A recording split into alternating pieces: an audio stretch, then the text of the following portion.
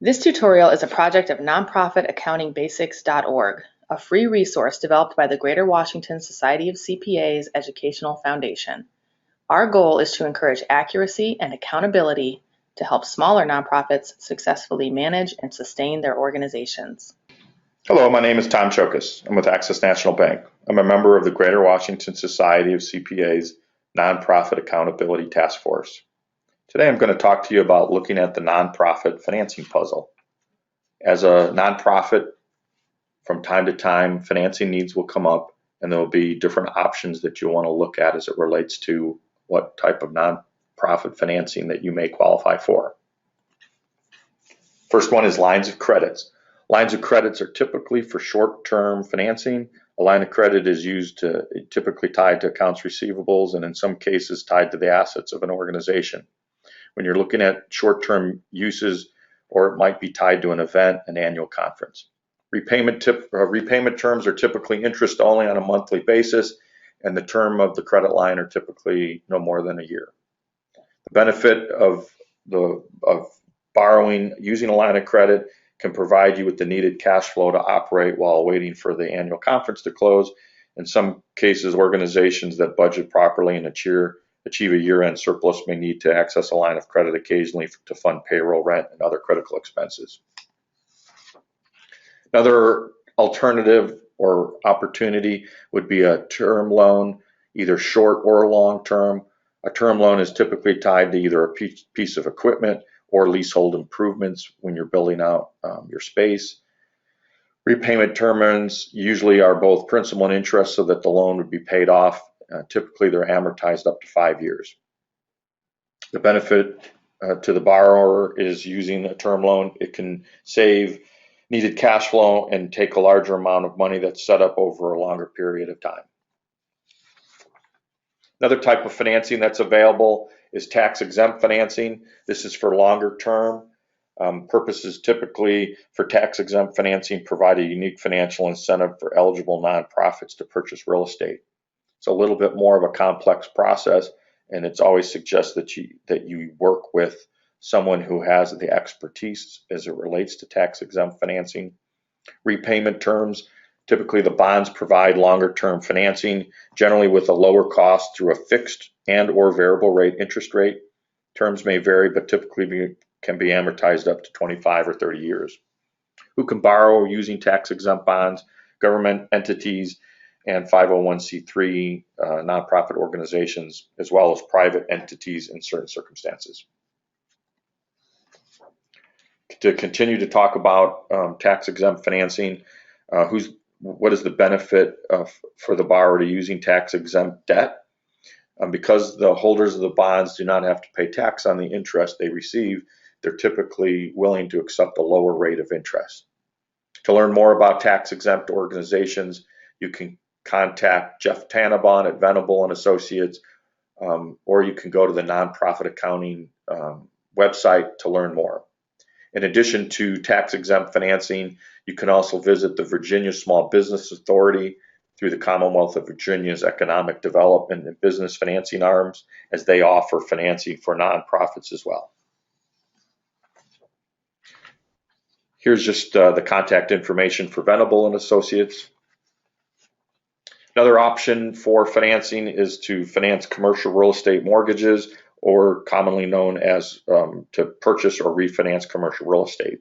These are typically for a longer term of time, and the repayment terms typically are amortized over 25 to 30 years. Rates are typically tied to a term of 5 to 10, so they're going to have a balloon, and then you would have an adjustment after the 5 or 10 year term as it relates to it, but the amortization would be for a 25 to 30 year time. What's the benefit of having a commercial real estate loan versus leasing? Owning is a great way to build net worth in an organization. There's a lot of things to consider as it relates to down payment, long-term costs, risks to owning real estate. Ownership takes time and attention. There's also tax consequences as well. If you go to the Nonprofit Accounting Basics website, there's articles listed as it relates to buying versus leasing.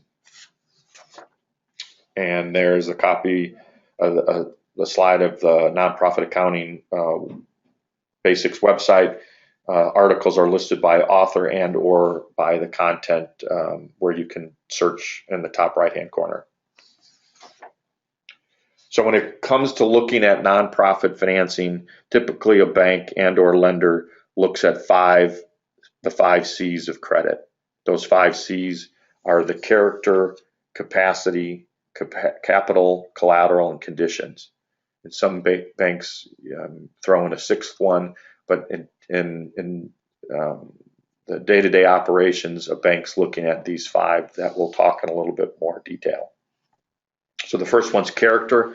Character is basically the organization's willingness and determination to meet the loan obligation. The bank will also look at the borrower's financial strength and previous repayment of any loans that they've had in the past. Character is a little bit more difficult when you're trying to determine the willingness of the borrower. In the for-profit world, there's typically guarantors or the owners of the organization, where you're then looking at the character of the individual.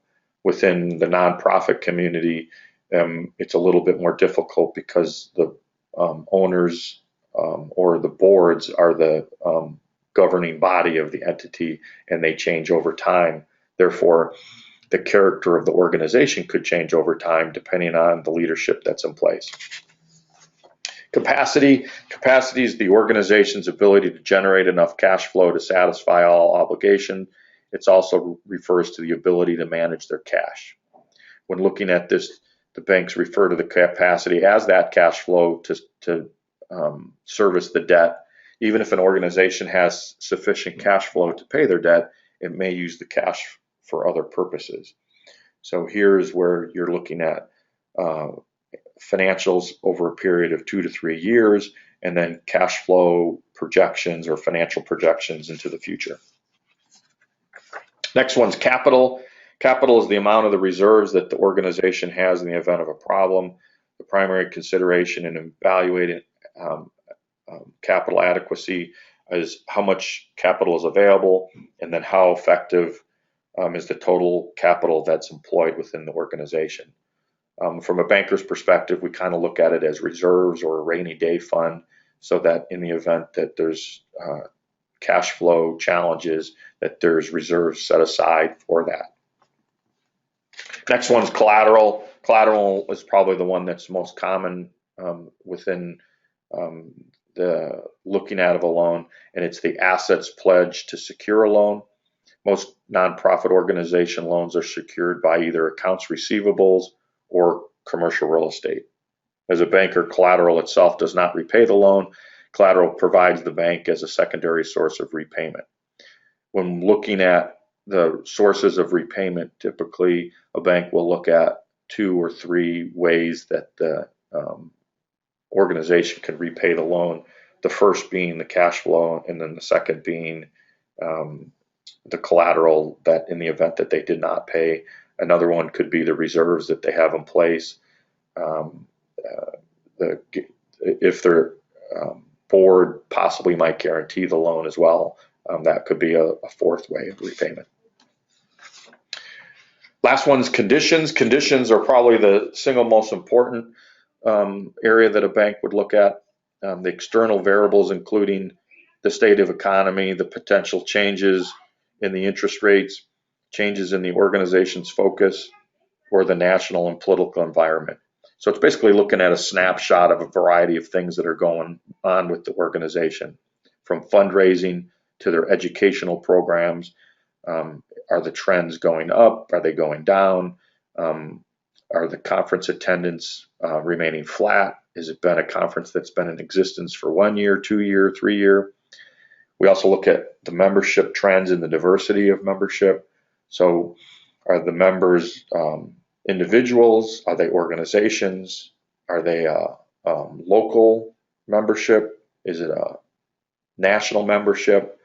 And then technology. How is technology, how is the organization using technology as it relates to doing webinars versus on-site conferences? how is the organization evolving? So conditions are very important. They vary from one organization to the next, but it's something that each bank looks at. So the process or other areas that a banker would look at is in the governance and the accounting and the financial conditions and performance of the organization. It's very important for an organization to put emphasis on these areas, the composition and diversity and involvement of the board, be it if it's a 5-member board, a 7-member board, or a 62-member board. It's very important to make sure that the board's aware of the financial condition and performance of the organization. Second one would be budgeting practices and the consistency of having a budget over time. What have the trends been for the organization? Are they having positive cash flow? Have they come out of negative cash flow? And again, how do the conditions affect the budgeting practices as it relates to the financial stability of the organization? Last one's the organizational commitment to their financial strength and the history of having audited financial statements performed by an accounting firm with expertise with this type of organization. To learn more about financial audits, you can also go to the Nonprofit Accounting Basics website and click on audits versus reviews and learn more about the importance of having an audit. This is a slide showing where you would find that on the Nonprofit Accounting Basics website, audit versus review, and or you can search for it in the top right-hand corner box. In addition to the process includes the tough questions. As you go through the process, be prepared to answer those difficult questions. In today's economic conditions, bankers are hearing that some nonprofits and associations are having financial difficulties as it relates to losing donors and or members. Some of those questions look like, has your donor or grant writing been effective? What is your budget for educational programs and conferences? How has it changed?